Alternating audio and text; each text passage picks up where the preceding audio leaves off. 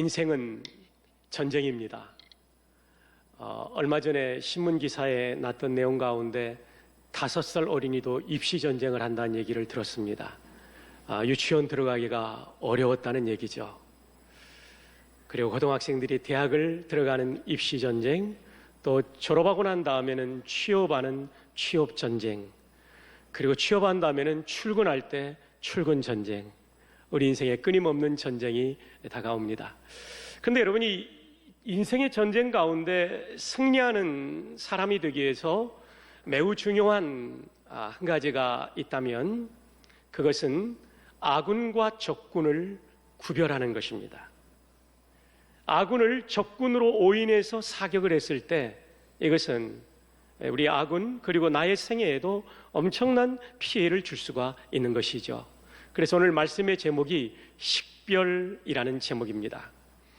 여러분, 일제강점기에 우리나라가 일본의 통치를 받을 때 나라의 주권을 회복하기 위한 광복군들의 끊임없는 저항이 있었습니다. 광복군들이 일본 제국군대와 싸워서 이겼던 여러 전투 가운데 가장 빛나는 전투는 청살리 대첩입니다. 1920년 10월 21일부터 26일까지 벌어졌던 전투인데요, 약 10여 차례의 전투가 벌어지게 되죠. 그때 우리 광복군은 3,000명에 불과했고 일본군은 3만 5천이 넘는 10배나 많은 병력이었습니다. 또한 그들이 가지고 있던 무기는 최신식 무기였고 광복군의 무기는 그에 미치지는 못했습니다. 10분의 1밖에 안 되는 병력으로 열악한 무기를 가지고 어떻게 광복군이 승리를 거둘 수 있었을까요?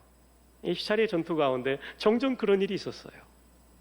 광복군이 일본군을 따돌리는 가운데 일본군들이 광복군으로 오인하고 자국군대 일본군들을 쏘아버린 거예요.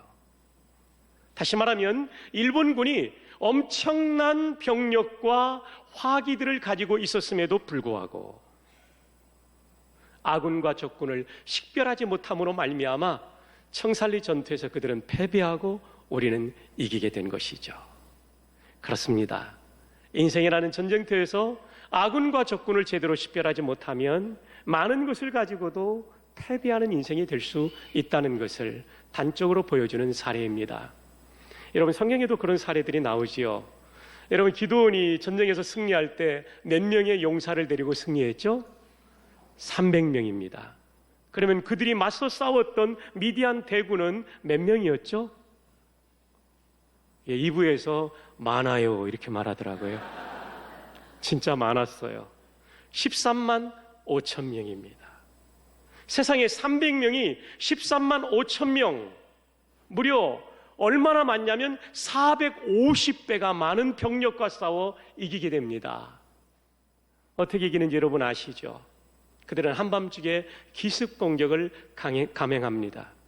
300명이 일시에 나팔을 풀어제끼고, 그리고 항아리 속에 감췄던 횃불이 있는데 일순간에 항아리를 깨뜨렸습니다.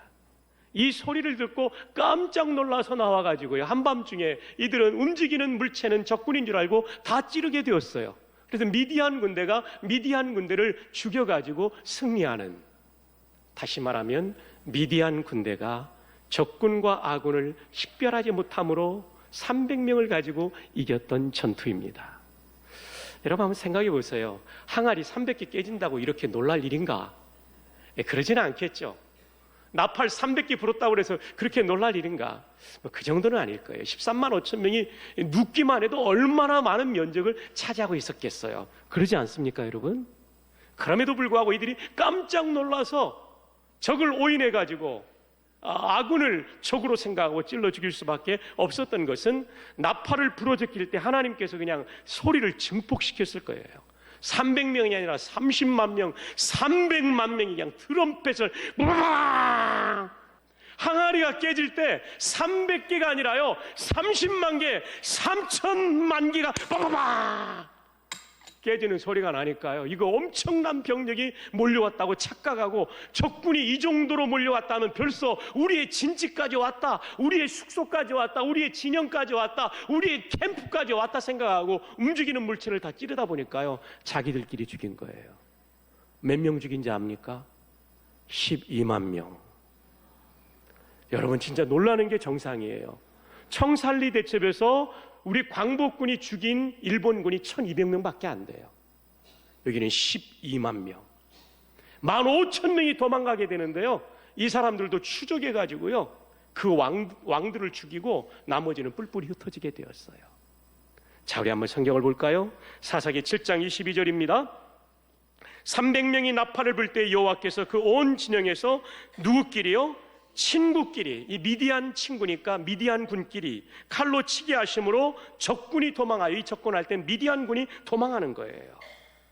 그 다음 8장 10절 중반들의 동방 사람의 모든 군대 중에 칼든 자 12만 명이 어떻게 했다고요?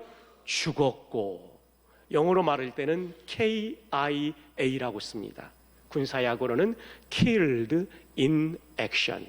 저는 기아 자동차 볼 때마다 저거 이름 바꿔야 되는데 그 생각을 합니다. 12만 명이 키합니다. 전사했습니다. 그리고 남은 몇 명이요? 15,000명. 그러니까 미디안 대군의 병력은 13만 5천이었다는 게 여기서 계산이 되는 것입니다. 그리고 8장 12절에 오면 미디안 두 왕 세바와 살문나가 전사하게 된다는 것이 나옵니다. 그러니까 여러분 450배의 병력을 가지고도 질 수 있어요. 어떻게 하면? 피아 식별을 하지 못하면, 아군과 적군을 구별하지 못하면, 식별하지 못하면 아군의 칼에 아군이 죽는 거예요. 이런 사례는 역대하 20장에도 또 나옵니다. 유다 나라의 여호사밧 왕 때 있었던 일입니다. 여러분 잘 아시는 사건이죠. 세 나라 연합군이, 아니 나쁜 의미의 연합은 동맹군이라고 되게 부르죠. 역사 속에는 세 나라 동맹군이 암몬과 모압과 마온, 이 마온은 뒤에 보면 세일산 주민들이라고 나오는데 이 세 나라가 쳐들어오는 거예요. 어마어마한 병력, 진짜 이 병력의 숫자는 몰라요. 어떻게 말하시냐면 진짜 많아요. 어마어마한 병력이 몰고 오니까요, 여호사밧 왕이 기가 죽어버렸어요. 사색이 되어서 하나님 앞에 이렇게 기도합니다. 이 큰 무리를 우리가 대적할 능력이 없고 어떻게 할 줄도 알지 못하였고 오직 주만 바라보나이다. 정말 아멘이에요. 여러분, 내 능력을 뛰어넘는 건 내 실력을 하라고 허락하신 게 아니에요. 참새 한 마리가 땅에 떨어질 때도 하나님의 허락 없이 되지 않는데, 내 인생에 내 힘으로 안 되는 문제가 왔을 때 뭐 하라는 거예요? 다른 일도 그래야 되지만 그 일은 더 오직 주만 바라보는 거예요. 여러분의 인생에 이 문제를 풀어갈 능력이 없습니까? 대책도 없습니까? 방법도 없습니까? 오직 주님만 바라보십시다. 한번 따라 볼까요? 오직 주만 바라보나이다. 제가 오직 하면 여러분 주만 바라보나이다 합니다. 오직 우리 이렇게 찰떡궁합이에요. 너무 잘 맞아요. 3번 하려는데 한 번밖에 안 할래요. 너무 잘했기 때문에. 우리의 능력도 뛰어넘고 우리의 대책도 없는 문제 앞에서는 주님 바라보는 거예요. 이렇게 주님만 바라보는 기도를 했더니 결과가 어떻게 이루어집니까? 역대하 20장 17절에 보면 너희는 두려워하지 말며 놀라지 말고 내일 그들을 맞서 나가라. 여호와가 너희와 함께 하리라. 하나님의 종이 하나님께 받은 메시지를 전합니다. 이 약속을 받고 여호사밧은 그 자리에서 엎드려 하나님께 경배합니다. 하나님, 대책도 방법도 없는데 우리를 살려주시니 너무나 감사합니다. 그러면서 찬송하는 거예요. 여러분, 이 찬송은 상황이 해결되었기 때문에 한 것이 아니라 해결해 주시겠다는 약속을 갖고 하는 거예요. 믿음이란 뭐냐면요, 말씀을 받고 나면 거기에 대해서 믿음으로 고백하는 게 진짜 믿음이에요. 여러분이 예배를 드리면서 예배 가운데 하나님의 약속을 받았다, 감동을 받았다, 아, 이것이 될 것이라는 믿음이 있다, 미리 감사하기를 바랍니다. 이게 믿음이에요. 그리고 나서 그 다음 날 아침에 하나님 말씀대로 적을 향하여 나아갑니다. 맨 앞에 찬양대를 군악대처럼 세웁니다. 그들의 찬양의 가사는 뭐였습니까? 여호와께 감사하라, 그는 인자하심이 영원하심이로다. 감사하고 있는 거예요. 적군이 저 앞에 굉장히 많이 펼쳐져 있는데도 불구하고 감사하고 하나님의 인자하심이, 하나님의 사랑하심이 영원하다는 믿음의 고백을 하고 있는 거예요. 그런데 이 놀라운 찬송이 시작될 때에 하나님께서 일으키신 복병들이 활동합니다. 이 복병은 실제 병력이 아니었고요, 쳐들어온 새나라 동맹군의 마음속에 자중질환이 일어나도록 아군을 적군으로 생각하도록 만드는 하나님의 놀라운 역사였습니다. 함께 봅시다. 역대하 20장 22절에 그 노래와 찬송이 시작될 때에 여호와께서 복병을 두어 유다를 치러 온 암몬 자손과 모압과 세일산 주민들을 치게 하심으로 그들이 패하였으니, 곧 어떤 방법입니까? 하나님이 쓰신 복병은 암몬과 모압 자손이 먼저 일어나 누구를 칩니까? 세일산 주민 마온 사람들을 쳐요. 쳐서 어떻게 했다고요? 진멸하고, 진짜는 다할 진짜입니다. 멸은 멸할 멸자, 다 멸했어요. 그리고 세일 주민들을 멸한 후에는 그들은 누굽니까? 암몬과 모압이 서로 쳐 죽였더라. 결과는 어떻게 되었을까요? 24절입니다. 유다 사람이 들망대에 이르러 그 무리를 본즉 땅에 엎드러진 시체들 뿐이요 한 사람도 어떤 자가 없다고요? 피한 자가 없는지라. 그 막강한 새나라 동맹군이 다 죽었어요. 전멸당했어요. 왜요? 피와 식별을 하지 못했기 때문이에요.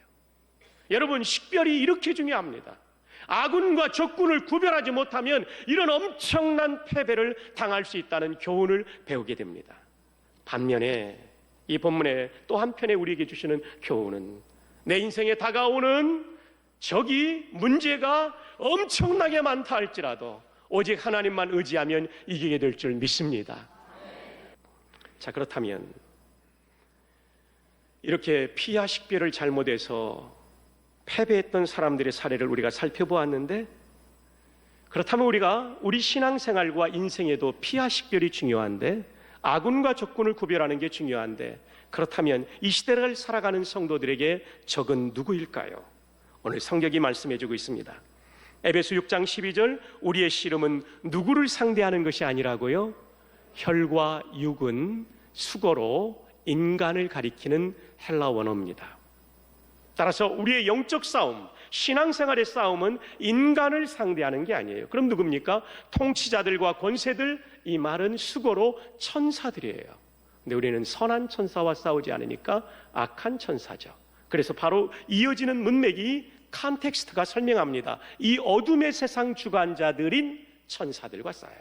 타락한 천사인 사탄과 그의 부하들인 귀신들과 악한 영들과 싸우는 거예요.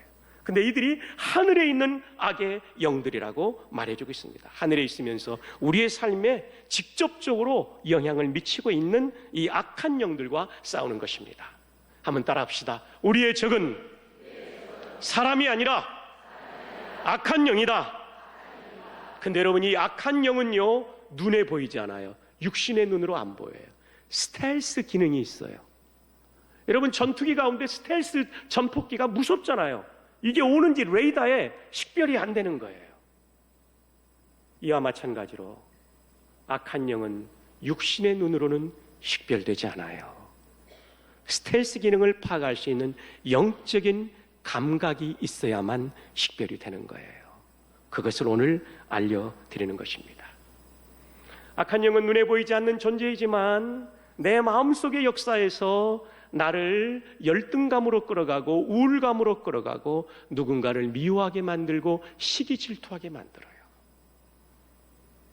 악한 영은 나로 하여금 험한 말을 해가지고 내 가까운 사람들을 상처 주는 일을 해요. 내가 이용당하는 거예요.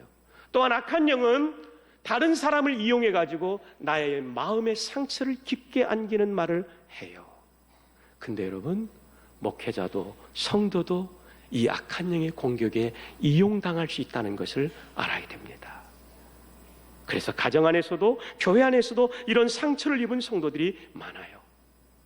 그러므로 신앙생활할 때 정말 중요한 것은 함께 예수님을 믿고 있는 우리 교우들이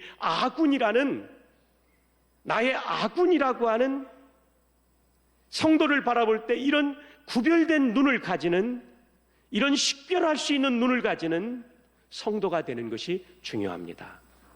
그렇지 않으면 아군을 내가 죽일 수 있어요. 상처내게 할 수 있고요, 부상 입힐 수가 있는 거예요.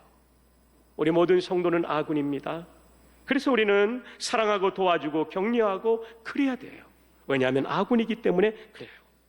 미워하고 분열하고 험한 말하고 상처 주는 말을 하고 이런 아군을 죽이는 것은 하나님이 기뻐하는 성도의 삶이 아니라 마귀가 기뻐하는 성도의 삶이 되는 것입니다.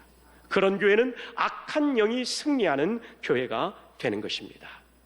자, 여러분, 이 시간 남자는 남자끼리 여자는 여자끼리 한번 끌어안으면서 축복합시다. 당신은 나의 영원한 아군입니다.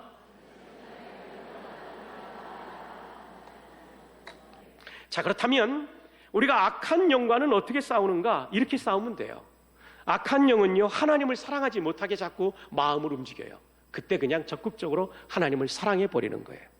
악한 영은 성경을 읽지 못하게 만들어요. 나는 그냥 적극적으로 성경을 읽음으로 순종하다 보면 말씀이 나를 살려요. 목사인 저도요, 성경 말씀을 읽다 막 깨닫게 되고 회개가 되고 힘이 나고 용기가 생기고. 아멘도 진짜 안 하시네요. 와, 하나님 말씀이 능력입니다. 하나님 말씀이 성도를 세워요. 하나님 말씀이 우리를 강하게 합니다. 승리하게 합니다. 기도가 얼마나 중요한지요. 기도하다 보면 회개하게 되고 기도하다 보면 내일의 희망이 생기는 거예요. 악한 영은 기도하지 못하게 만듭니다. 오늘 텔레비전 12시까지 보고 내일은 일어나나 마나 하여튼 네 알아서 해라. 이렇게 되면 마귀의 공격이에요. 새벽을 위해서 딱 끄고 주무시는 거예요. 아멘이 3명밖에 없습니다. 악한 영은 세상 쾌락에 빠지게 만듭니다. 그러나 우리는 쾌락보다 사명에 빠지는 것입니다. 악한 영은 윤리적 타락에 빠지게 만듭니다. 그러나 우리는 가정을 지키는 사람이 되는 거예요. 이게 승리하는 거예요. 남이 도와주는 게 아니고 내가 결단하고 나아가고 순종할 때 승리하게 되는 것입니다. 악한 영은 전도하지 못하게 하는데 우리는 전도하는 거예요. 최근에 우리 젊은 집사님 만났는데 대학에 강의를 하시는 분이에요. 자기는 전도하기 힘들었대요. 근데 전도 폭발 훈련을 마치고 실습을 하는데 될까 하는데 하다 보니까 되더라는 거예요.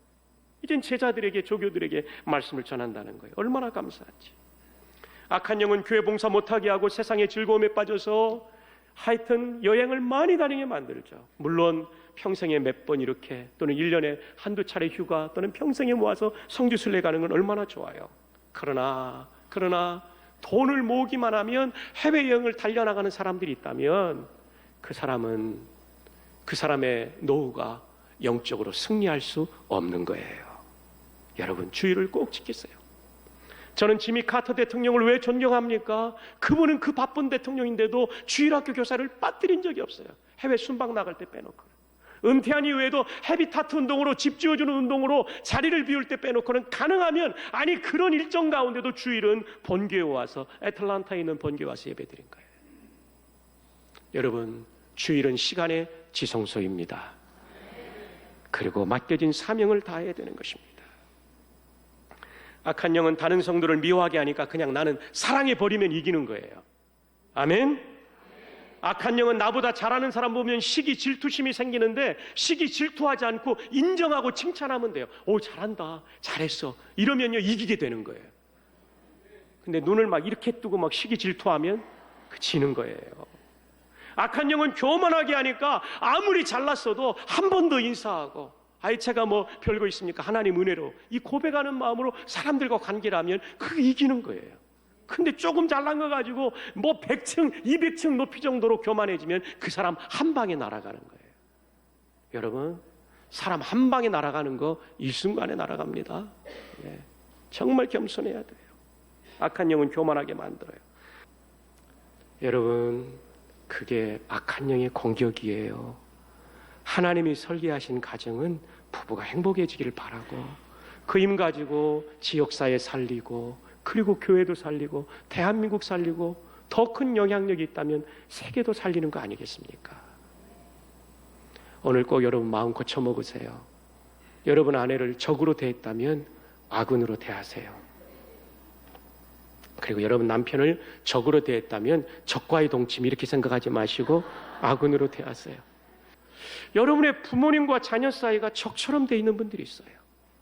아버지와 아들 사이가 너무 힘든 분들이 있어요. 시어머니와 며느리 사이가 진짜 힘든 사람이 있어요. 요즘은 장모님과 사위 사이가 정말 힘든 분들이 있어요.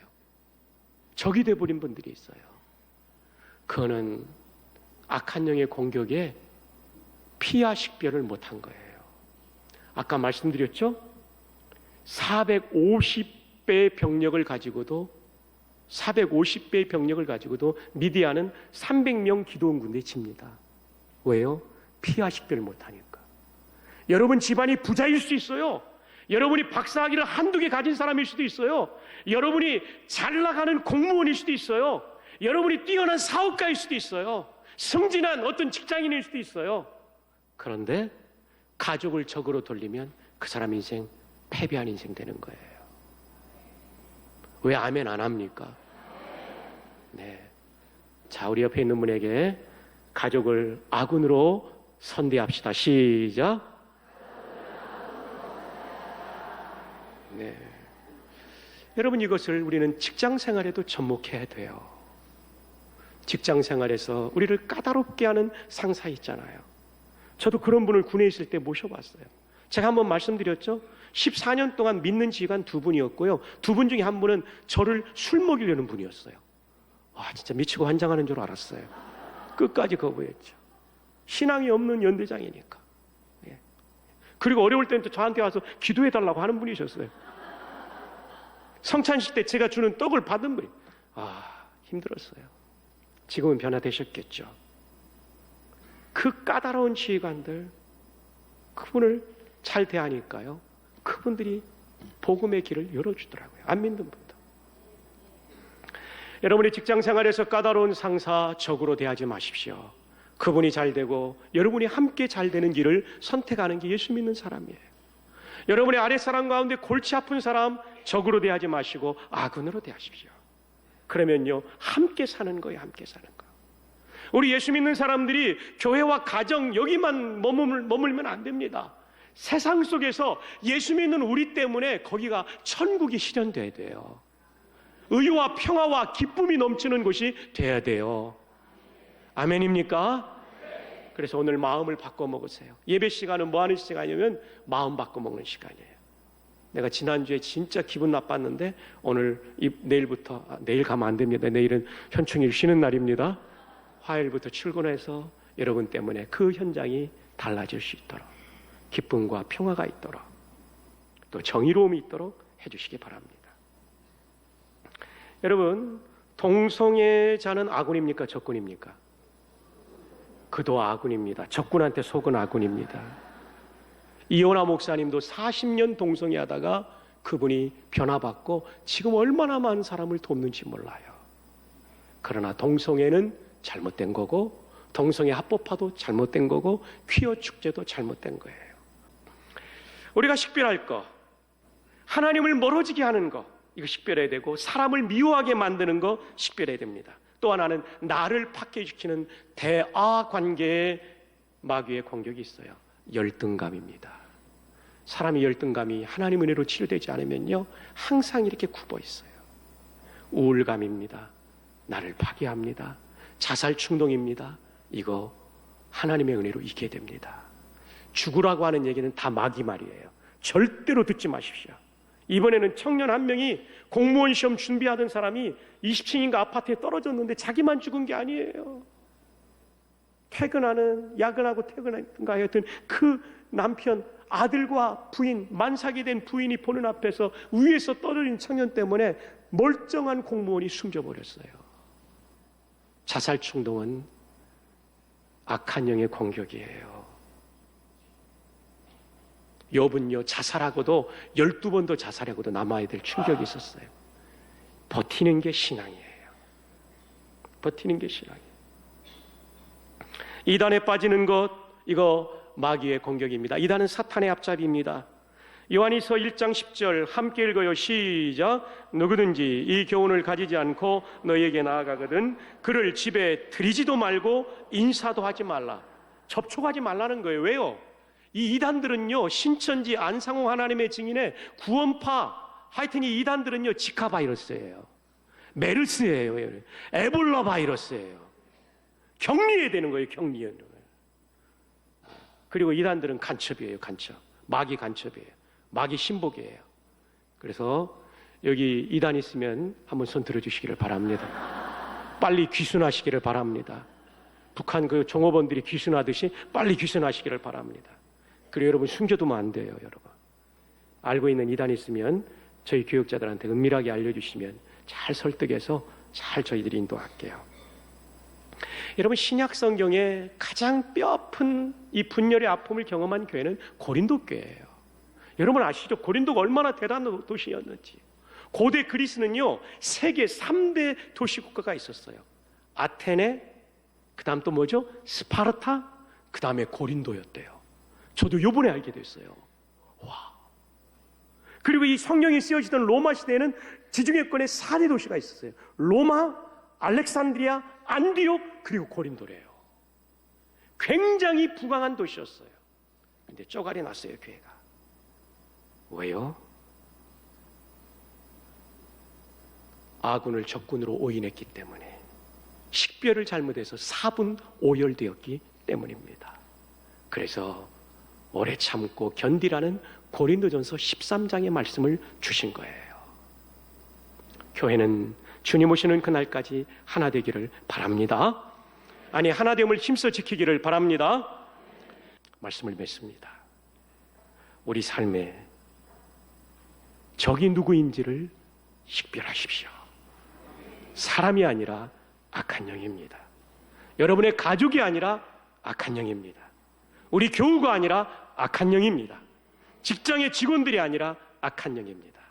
식별하고 이김으로 말미암아 우리 인생에 승리하며 우리 주변의 사람들에게 행복을 나누어주는 하나님의 백성들이 되시기를 주님의 이름으로 축복합니다.